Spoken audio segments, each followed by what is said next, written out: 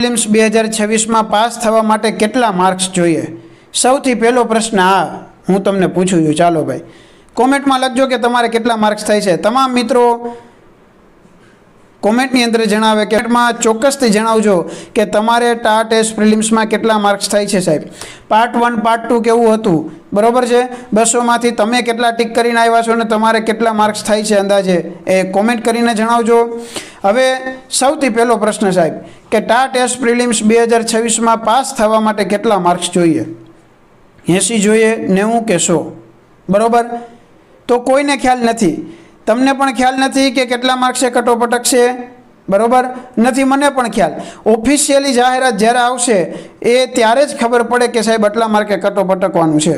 બરાબર છે, પણ હા જો વિગત વર્ષના આધારે જોઈએ બરાબર 2023ની અંદર જ્યારે ટા ટેસ્ટ પ્રિલિમ્સ લેવાની સાહેબ ત્યારે કેટલાય કટઓફ અટક્યું હતું એ તમામ ચર્ચા આપણે કરીએ. ત્યારે 70 માર્ક્સે કટઓફ અટકી ગયું હતું. તો શું આ વખતે 70 માર્ક્સે જ અટકશે?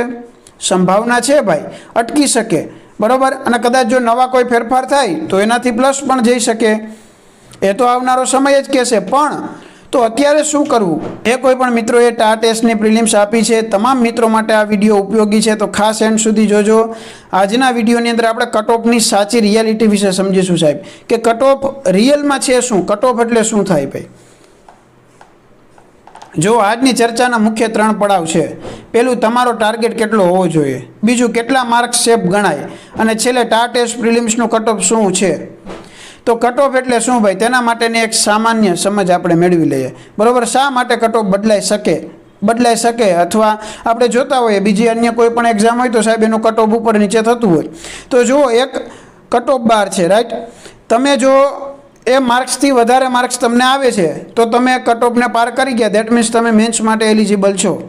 પણ જો કટઓફ અટક્યું ને એનાથી ઓછા માર્ક્સ આવ્યા તો તમે એલિજિબલ નથી. જેમ કે એક્ઝામ્પલ આપણે જોઈએ સાહેબ 2023ની એક્ઝામનું કેટલાય કટઓફ રહ્યું હતું ભાઈ? તો કે 70 માર્ક્સ રહ્યું તો આપણે બધા જાણીએ છીએ. બરાબર, તો જે કોઈ પણ મિત્રોને 70થી પ્લસ આવ્યા તમામ ઉમેદવારોને ટાટ એસ મેન્સ દેવા મળી હતી રાઈટ. પણ જે મિત્રોને 69.75 હશે ને એ મિત્રને ટા ટેસ્ટ મેન્સ દેવા નહીં મળી હોય મિત્રો. બરાબર, કારણ કે મેન્સ માટે એલિજિબલ નથી. કટઓફ બાર છે કે ભાઈ 70 ઊભું રહ્યું તો 70થી ઉપરવાળા બધા એલિજિબલ, પણ 70થી નીચે ભલે તમારે ખાલી 0.25નો ફેર હોય છતાં પણ તમે એલિજિબલ ન ગણાવો રાઈટ. મિનિમમ માર્ક્સ જેનાથી ઉપર તમે નેક્સ્ટ સ્ટેજ એટલે કે મેન્સ માટે એલિજિબલ થાવ છો એને કહેવાય કટઓફ. બરાબર, તે દર વર્ષે પરિસ્થિતિ મુજબ અલગ અલગ હોઈ શકે. જો હોઈ શકે એમ કહું છું, હશે એમ નથી, સંભાવના છે સાહેબ. બરાબર, 90% જેવું એવું લાગે કે ભાઈ ઓલા વર્ષે 70 હતું તો આ વખતે પણ 70 રહી શકે, પણ રહી શકે સંભાવના છે સાહેબ. બરાબર, પરિવર્તન સંસાર કા નિયમ હે, કદાચ કંઈ નવું કંઈ પરિવર્તન પણ આવી શકે. આપણે પ્રિપેર કરવાનું છે ભાઈ. આપણે શું વિચાર કરવાનો કે ભાઈ મારું સાહેબ પ્રિલિમનું પેપર સારું ગયું તો હવે મારે શું કરવું? હવે તમારી પાસે એક જ રસ્તો છે.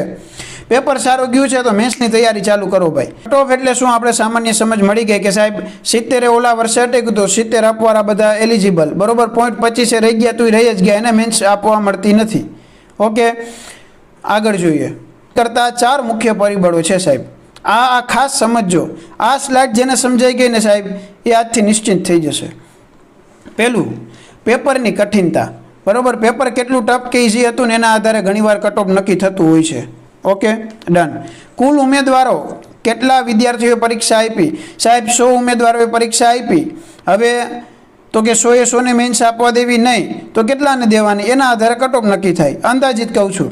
પછી કુલ જગ્યાઓ, ભરતી માટે વેકેન્સી કેટલી છે ને એ પણ જોવામાં આવે. અને એકંદરે પ્રદર્શન, વિદ્યાર્થીઓનું સરેરાશ સ્તર કેવું હતું. પેપર ભલે એકદમ ઇઝી હોય પણ વિદ્યાર્થીઓ નબળા હોય તો કોઈને સાહેબ 50 ઉપર માર્ક જ ન આવે 100માંથી રાઈટ. તો કટઓફ કંઈ 70 ન રાખી શકાય. હેલો, સમજાય છે? ખાસ સમજજો. 200 માર્ક્સનું આપણું પેપર હતું. 200માંથી 2023માં 70 અટક્યું હતું રાઈટ. ડન. આ વખતે પણ સંભાવના છે કે 70 રહે, નો ડાઉટ. કદાચ કંઈ પરિવર્તન થાય તો ભાઈ થવા દેવાનું. બરાબર, જે આવશે પરિવર્તન તો એને સ્વીકારી લેવાનું. ત્યારે કટઓફ નક્કી થાય એ ખાસ સમજી લ્યો. જો પેપરની કઠિનતા, બરાબર, પેપર કેવું હતું, અઘરું હતું, સહેલું, કેટલા ઉમેદવારો બેઠા હતા, બરાબર, કેટલી જગ્યાઓ છે, અને એની સામે પાછું વિદ્યાર્થીઓનું પ્રદર્શન કેવું છે, ઉમેદવારોનું પ્રદર્શન કેવું છે. પેપર કદાચ ફૂલ અઘરું હોય ને બધાય હોશિયાર ઉમેદવારો હોય તો કટઓફ ઉપર જાય. અને પેપર સાવ ઇઝી હોય અને કદાચ ઉમેદવારો એટલા હોશિયાર ન હોય ને ઓછા જ માર્ક આવે બધાને તો સાહેબ કટ ઓફ ડાઉન જાય. ઓકે, પણ અત્યારે હું મારી દ્રષ્ટિ અનુસાર હું એક એવી વિનંતી કરીશ મિત્રો કે કટ ઓફની ચિંતા છોડી દો, है ना. वो आने वाला समय ये बताएगा कि क्या होने वाला है.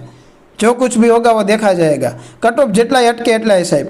પણ અત્યારે તમને જો કોન્ફિડન્સ હોય કે મારું ટેસ્ટ પ્રિલિમ્સનું પેપર સારું ગયું છે તો એક પણ ક્ષણ બગાડ્યા વગર અત્યારથી જ આજથી અને અત્યારથી જ સાહેબ મેન્સ માટે પ્રિપેરેશન ચાલુ કરી દો. બરાબર. સૌથી પહેલાં શું કરવાનું, તમારું કન્ટેન્ટ કવર કરો. પ્રિલિમ્સમાં તમને લાગ્યું હોય કે આ કન્ટેન્ટનો આ ભાગ નબળો રહી ગયો તો હજી ચાન્સ છે પૂરેપૂરો. સફળતા એને જ મળશે સાહેબ કે જે સમયનો ઉપયોગ કરી અને એક એક ક્ષણનો ઉપયોગ કરશે. તો કન્ટેન્ટ પહેલાં કવર કરી લો. કન્ટેન્ટ કવર થઈ જાય પછી પેપર 1 માટે પ્રિપેરેશન કરો. પેપર 1 100 માર્ક્સનું હોય છે, પેપર 2 100 માર્ક્સનું હોય છે, તો બંને મળીને 200 માર્ક્સ. અને યાદ રાખજો ભાઈ, પ્રિલિમની અંદર કટ ઓફની આગળ તમે જતા રહ્યા એટલે ડન. આપણે પ્રિલિમમાં 200માંથી 200 લેવાની જરૂર નથી. કટ ઓફને પાર કરી ગયા એટલે વેલ ડન. પછી એમાં ગમે એટલા માર્ક આવ્યા હોય સાહેબ, આના આધારે તમને નોકરી નથી મળવાની. નોકરી શેના આધારે મળે સાહેબ? મેરિટ કેના આધારે બને? મેરિટ બનશે તમારું ફાઇનલ મેન્સ એક્ઝામના આધારે. એટલા માટે ખાસ મેન્સ માટે પ્રિપેર થાવ. પ્રિલિમ્સ ગઈ છે, જતી રહી છે મિત્રો, બરાબર. પરિણામ શું આવશે એ તમે જાજુ વિચાર ના કરી શકો, કારણ કે એ તો જેવું આપણું કાર્ય હશે, આપણે જેટલા ટીક માર્ક કર્યા હશે એટલું જ પરિણામ આવવાનું છે, કે એમાં કંઈ વધીને આવવાનું છે નહીં. તો ખોટો સ્ટ્રેસ લેવાથી કંઈ ફાયદો નહીં થાય. એના કરતાં રિલેક્સ થઈ ફૂલ મોજમાં આવી અને સાહેબ આજથી ને અત્યારથી જ મેન્સની તૈયારી ચાલુ કરી દેવી જોઈએ. છેલ્લા વર્ષનું એનાલિસિસ અને તમારું લક્ષ્ય કેટલું હોઈ શકે સાહેબ? જો છેલ્લા વર્ષનું એનાલિસિસ જોઈએ તો જનરલ, ઓબીસી, એસટી, એસસી બધી કેટેગરી માટે એક જ કટ ઓફ રાખ્યું હતું. કેટલાનું? 70નું. બરાબર. આ વખતે સેફ સાઇડ કેટલી હોઈ શકે? જો અંદાજિત છે ભાઈ, આ ફાઇનલ નથી, હજી કહી દઉં છું. 70 રહી શકે, બરાબર, અને પરિવર્તન થઈ શકે, નો ડાઉટ. પણ આપણે આના ઉપર જાજો વિચાર કરવાનો થતો નથી. તમને એટલો આઈડિયા છે કે ભાઈ અત્યારે મારું 70+ થાય છે, તો મારી દ્રષ્ટિએ તમારે મેન્સની તૈયારી ચાલુ કરી દેવી જોઈએ. સાહેબ મહેનત કરેલી હોય ને એ ક્યારેય અફળ નથી જતી. તમને એમ લાગે કે સાહેબ મેં આટલી મહેનત કરીને કદાચ તમે ન આવ્યા કટ ઓફમાં, તો એ મહેનત તમને પાછી કામ લાગશે. અને જો તમે રાહ જોઈને બેસશો અઠવાડિયું 15 દિવસ અને પછી કટ ઓફ જાહેર થશે ને પછી તમારું નામ કટ ઓફમાં હશે અને પછી જો મેન્સની તારીખે આવી ગઈ હશે તો બધું ભેગું થશે ભાઈ. પછી એટલા દિવસમાં તમે મેન્સ માટે પૂરેપૂરી પ્રિપેરેશન નહીં જ કરી શકો. એટલા માટે બેટર છે કે બીજી કોઈ પણ જાતની ચિંતા કર્યા વગર, આડાઅવડા ક્યાંય પણ ફાફા માર્યા વગર સાહેબ કન્ટેન્ટની ચોપડી ખોલો અને વાંચવા માંડો. બરાબર છે. હવે આ ચકેડાની એક્ઝામ નથી સાહેબ, બરાબર. આમાં ખાલી OMR માર્ક નથી કરવાના આપણે. આ એક્ઝામમાં આપણે શું કરવાનું છે? મેન્સ આપવાની છે. રિટર્ન એક્ઝામ છે સાહેબ, વિસ્તૃત વર્ણન કરવાનું છે. આમાં વર્ણન શૈલી ઉપરથી તમારું માર્કિંગ થશે. માઇન્ડસેટ શિફ્ટ કરવાનું સાહેબ, એવરેજ નહીં પણ હાઈ એમ રાખવાનું. બરાબર. ઘણા તો મનથી એમ કે મને ખાલી 70 આવી જાય તોય ઘણું, કે ભાઈ શું કામ નબળું વિચારો છો? તમે પ્રિલિમ સારામાં સારી દીધી, તમને સારા જ માર્ક્સ આવવાના છે, બરાબર. મેન્સ માટે તૈયારી ચાલુ કરી દો. એવરેજ એમ રાખશો તો એવરેજ રિઝલ્ટ મળશે. હાઈ એમ રાખો તો સક્સેસની નજીક આવી જશો ભાઈ. શું કરવું ને શું ન કરવું જોઈએ આ ખાસ મહત્ત્વનું છે તૈયારી કરનારા તમામ ટેસ્ટ પ્રિલિમ્સના ઉમેદવારો માટે. મિત્રો આ સ્લાઇડ એક ખાસ સમજી લેજો. શું કરવું ભાઈ? સ્માર્ટ સ્ટડી કરવાનું થાય, બરાબર. હાર્ડ વર્ક નહીં કરવાનું. સ્માર્ટ સ્ટડી એટલે ભાઈ, સ્માર્ટ સ્ટડી એટલે કે સૌથી પહેલાં તો 2023નું મેન્સનું પેપર જોઈ લેવું જોઈએ. ઓકે. હમણાં આપણી જ ચેનલ ઉપર નેક્સ્ટ આના પછીનો વિડીયો મૂકવામાં આવશે કે સાહેબ 2023માં ગુજરાતીનું વર્ણનાત્મક પેપર 1 ગુજરાતીનું કેવું હતું એનું ડિટેલ સોલ્યુશન આપણે મૂકવાના છીએ. તો જો તમે ચેનલ પર નવા છો અને ટેસ્ટ મેન્સની તૈયારી કરવા ઈચ્છો છો તો ચોક્કસથી આ ચેનલ મિત્રો તમારી માટે છે. અત્યારે જ ચેનલ પર જોડાઈ જવું, બરાબર. તમે ઈચ્છો છો કે તમારા સુધી વિડીયો વહેલી તકે પહોંચે તો ચોક્કસથી જોડાઈ જવું. ચેનલને સબસ્ક્રાઈબ કરી લેવી અને લાઇક કરવો જો વિડીયો ગમે તો, અને મિત્રો સુધી ચોક્કસથી પહોંચાડજો. શું કરવાનું થાય? હાર્ડ વર્ક નથી કરવાનું. પેપર જોયું, ખબર પડી કે આમાંથી પ્રશ્ન પૂછાય છે સાહેબ, પહેલાં એ ટોપિક કવર કરો, બરાબર છે. કટ ઓફ જોઈને ટેસ્ટ ના લ્યો. કટ ઓફ આવશે ભાઈ, મને કેટલા માર્ક્સ આવશે, હું કટ ઓફમાં આવીશ કે નહીં, એ બધું પછીની વાત છે સાહેબ. કટ ઓફ આવશે ત્યારે જોયું જશે. અત્યારે તો તૈયારી ચાલુ કરી દો. રેગ્યુલર રિવિઝન કરો સાહેબ. પહેલા દિવસે તમે જે વાંચ્યું બીજા દિવસે વાંચવા બેસો છો તો પહેલા દિવસનું વાંચન કરેલું છે એનું રિવાઇઝ કરો. કારણ કે તમે વાંચતા જશો 10-20 દિવસ વયા જાય, પછી 21મા દિવસે તમને યાદ નહીં કે પહેલા દિવસે તમે શું વાંચ્યું હતું, તો બધી મહેનત પાણીમાં જશે. એટલે રિવિઝન તો ખાસ જરૂરી. બીજું, ઓવર કોન્ફિડન્સમાં ના રાખો, બરાબર. ઓવર કોન્ફિડન્સમાં નહીં રહેવાનું કે સાહેબ આપણે તો આટલા વર્ષથી ભણાવીએ આ બધું મોઢે છે, આખી ચોપડી મોઢે. ભાઈ ઓવર કોન્ફિડન્સમાં નહીં રહેવાનું. મોઢે છે વેલ ડન. આપણે ત્યાં સંસ્કૃતમાં અમારે ત્યાં સરસ મજાનું સુભાષિત છે કે શાસ્ત્રમ સુચિંતિતમ અપી પરિચિંતનીયમ. બરોબર, તમને શાસ્ત્ર, તમારી વિદ્યા તમને ગમે એટલી આવડતી હોય પણ વારંવાર એનું પુનરાવર્તન કરવું જ પડે. જેટલું પુનરાવર્તન કરીએ એટલું એ ગાઢ બને. તો વારંવાર રિવિઝન કરવું જ જોઈએ, જેથી કરીને જ્યારે આપણે સાહેબ મેન્સ લખતા હોય ત્યારે એ શબ્દો આપણી નજર સામે આવશે. બરોબર, ટાઈમ મેનેજમેન્ટ શીખો. ટાઈમ મેનેજમેન્ટ એટલે શું ભાઈ? તો કે સાહેબ સવારથી અમે બેસીએ, ચોપડી લઈને બેસીએ, વાંચીએ, ઘડીક વાર થાય, વળી પાછા ઊભા થઈએ, વળી પાછા આટા ફેરા કરીને વળી પાછા વાંચવા બેસી જઈએ, વળી થોડીક વાર થાય કોક આવે વળી એને મળવા જઈએ, તો ભાઈ આને મિસ ટાઈમ મેનેજમેન્ટ કહેવાય. બરાબર, આ સમય બગાડ્યો કહેવાય. એક પ્રોપર વેમાં ચાલવાનું કે ભાઈ મારી પાસે દિવસના આટલા કલાક છે. જો આમાં ઘણા મિત્રો છે એ જોબની સાથે તૈયારી કરતા છે, તો ક્રાઇટેરિયા નક્કી કરવાનું, મારી પાસે દિવસના આટલા કલાક છે, આટલા કલાકમાંથી મારે આટલા કલાક આ કામ કરવાનું, આટલી કલાક છે એમાંથી હું વાંચન કરી શકીશ. હવે એ કલાકમાં શું વાંચવું ને એ પણ પહેલેથી પ્રોપર પ્લાનિંગ સાથે ચાલવાનું સાહેબ. બરાબર, અત્યારે સૌથી વધુ મૂંઝવણમાં આવી છે તમામ ઉમેદવારો કે સાહેબ 11-12 મેન્સની તૈયારી કરવી કે 9-10 મેન્સની તૈયારી કરવી. બંને મેન્સ આમ તૈયાર જ બેઠી છે આમ. બરાબર, બંને મેન્સ આવવાની જ છે હમણાં. તો ભાઈ બેયની તૈયારી કઈ રીતે થઈ શકે? તો ટાઈમ મેનેજમેન્ટ કરો. ડિપેન્ડ કરે કે તમે ટાઈમને કઈ રીતે મેનેજ કરી શકો છો. યાદ રાખજો, તમામ ઉમેદવારો પાસે સમય એક સરખો જ છે. જેટલો ટાઈમ તમારી પાસે છે એટલો જ ટાઈમ તમારી સાથે કોમ્પિટિશન કરનારા અન્ય ઉમેદવાર પાસે છે. સાહેબ, જે આ સમયનો સદુપયોગ કરશે ને એનું નામ મેરિટમાં આવશે. જે આ સમયનો સદુપયોગ નહીં કરી શકે એ કદાચ મેરિટમાં નહીં હોય. બરાબર, છેલ્લી ઘડીએ ગોખણપટ્ટી ના કરો. ઘણાને ટેવ પડી ગઈ સાહેબ એમસીક્યુ ગોખીને જાય. બરાબર, વાં જઈને એમસીક્યુમાં ટ્વિસ્ટ લાવે તો આન્સર મળે નહીં.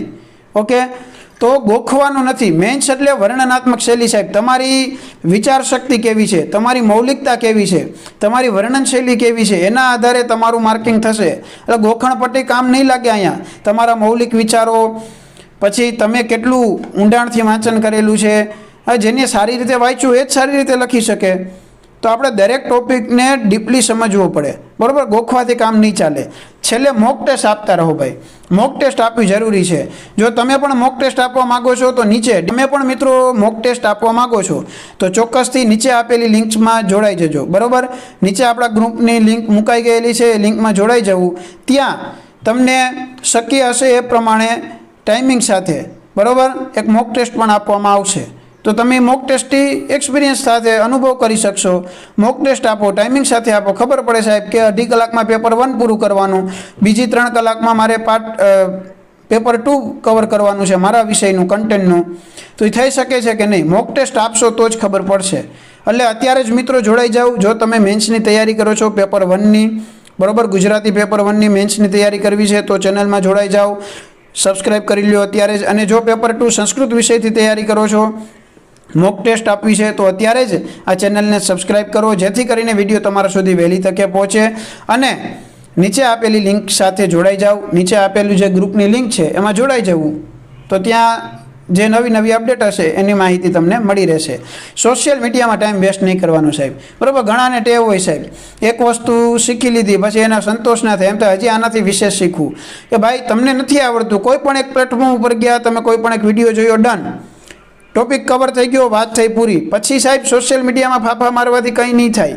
ઓલાનું મટીરિયલ ભેગું કરી લઉં, આનું મટીરિયલ ભેગું કરી લઉં. એક જ વિષયની 5 બુક ભેગી કરે સાહેબ. બરોબર છે કે ભાઈ પદ્ધતિશાસ્ત્ર નથી આવડતું, પદ્ધતિશાસ્ત્રને જેટલી હોય એટલી 5 બુક ભેગી કરીને બેસે. પરિણામે શું થાય તો કે જ્યારે એક્ઝામ નજીક આવે ત્યારે એક પણ બુકનું કન્ટેન્ટ એને વાંચેલું ના હોય, અને જ્યારે પરીક્ષાની અંદર પ્રશ્ન પૂછાય તો એ લખી ન શકે આન્સર. એના કરતાં બેટર છે કોઈ એક પ્લેટફોર્મ ચોઈસ કરી લો કે ભાઈ મારે અહીંથી ભણવું છે, ફ્રી એજ્યુકેશનનો લાભ લેવો જોઈએ. અને સાહેબ તમે નક્કી કરી લીધું મારે આ પ્લેટફોર્મ ઉપરથી તૈયારી કરવી છે, ડન, શીખતા જાઓ, જે માર્ગદર્શન મળે એનો ફોલો કરતા જાઓ. જો સાહેબ 2 વ્યક્તિ ઊભા છે, બંને વ્યક્તિને એક લક્ષ્ય પર જવું છે. એક વ્યક્તિ છે એમને એમ ચાલ્યો જાય છે, એને કંઈ જોયું નથી, કોઈનું સાંભળ્યું નથી. બીજો વ્યક્તિ છે એને કોઈકનું માર્ગદર્શન લીધું, પૂછ્યું આની પહેલાં જે આ રસ્તેથી ચાલ્યા હતા એને કે ભાઈ આમાં ચાલવું હોય તો કેવી રીતે જવાય, બરોબર, શું સાવચેતી રાખવી જોઈએ, ક્યાંથી વળાંક લેવો જોઈએ, તો એને માર્ગદર્શન મળ્યું. યોગ્ય સમયે યોગ્ય માર્ગદર્શન મળવું એ સૌથી મોટું સૌભાગ્ય છે સાહેબ. બરોબર. તો એ વ્યક્તિએ ગાઈડન્સ લીધું અને ધીરે ધીરે ચાલવા માંડ્યો તો એ લક્ષ્ય સુધી પહોંચી ગયો વહેલો. પહેલો વ્યક્તિ મિસગાઈડ થઈ ગયો, પહોંચ્યો, વળાંક આવ્યો, વળી ગયો, વળી ત્યાં પહોંચ્યો, ત્યાંથી બીજી બાજુ વળાંક લીધો. પરિણામે શું થશે સાહેબ? એ લક્ષ્ય સુધી પહોંચશે પણ સમયસર પહોંચી શકશે નહીં. અને યાદ રાખજો ભાઈ, ટાઈમસર પહોંચવું, બરોબર, સમયસર પહોંચવું ખૂબ જરૂરી હોય છે. આગળ જોઈએ કે કટ ઓફ માત્ર એક નંબર છે, પ્રિપેરેશન એ જ તમારો પાવર છે ભાઈ. કટ ઓફ ગમે એટલાય હટકે સાહેબ, તમે ખાલી કટ ઓફને પાર કરી ગયા એટલે ડન, બરોબર. અને મને એવું લાગે સાહેબ કન્ટેન્ટ કરીને ગયા હોય તો કટ ઓફને તો મને એવું લાગે છે કે કટ ઓફને તો તમે એમને પાર કરી શકો, બરોબર. એ તો આવનારા સમય આધારે ખબર પડશે કે કેટલાય કટ ઓફ અટકે છે. પણ મિત્રો કટ ઓફ માત્ર એક નંબર છે, પરંતુ તમારી પ્રિપેરેશન એ જ તમારો રિયલ પાવર છે. જો રેગ્યુલરલી મહેનત કરશો તો આશા છે મને કે તમારું સિલેક્શન થવાથી કોઈ તમને રોકી નહીં શકે. સક્સેસ એ જ લોકોને મળે છે જે છેલ્લે સુધી હાર નથી માનતા. એકદમ મનથી સ્ટ્રોંગ રહેજો. પ્રિલિમ્સ તમારી જતી રહી છે, મેન્સ માટે પ્રિપેરેશન ચાલુ કરી દો સ્ટ્રોંગલી, એકદમ માઇન્ડસેટ ક્લિયર કરી દો અને સાહેબ એકદમ રિલેક્સ થઈને, બરાબર. ખોટો મગજ ઉપર ભાર નહીં લેવાનો. ઘણા તો ખાલી ટેન્શન લીધા રાખે, ઘણા ખાલી વિચાર્યા જ રાખે સાહેબ, વિચારીને એટલું વિચારે કે પછી એનું મગજ થાકી જાય, વાંચી જ ન શકે. એટલે આપણે બહુ વિચારવાનું થતું નથી. ચોપડી ઉપાડી વાંચવાનું મન થયું વાંચ્યું, મન નથી થતું ચોપડી બંધ કરી ઘડીક આરામ કર્યો, આમાં માટા ફેરા કર્યા, વળી પાછું ટાઈમ મળ્યો, મજા આવે છે વાંચવાની, ચોપડી ખોલી વાંચવા માંડ્યા, કન્ટેન્ટ કવર કર્યું, પેપર 1ની તૈયારી કરી સાહેબ, લખવાની પ્રેક્ટિસ આજથી જ ચાલુ કરી દીધી, ડન. તો બસ આ રીતે પ્રેક્ટિસ કરો, આ રીતે તૈયારી કરો.